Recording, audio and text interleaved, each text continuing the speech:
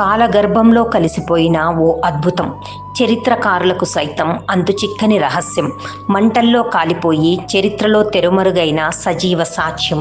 నేటి తరానికి పరిచయం లేని నాటి జ్ఞానుల పుణ్యక్షేత్రం నలంద విశ్వవిద్యాలయం.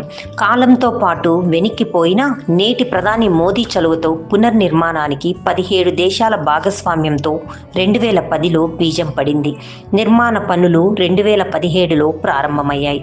1750 కోట్లతో ఆనాటి వైభవం అచ్చుగుద్దినట్లు కాకపోయినా అజరామర రూపమైతే ఇచ్చారు. అత్యాధునిక సౌకర్యాలతో నెట్ జీరో గ్రీన్ క్యాంపస్తో సిద్ధమై 2024 జూన్ 19న ప్రారంభించారు.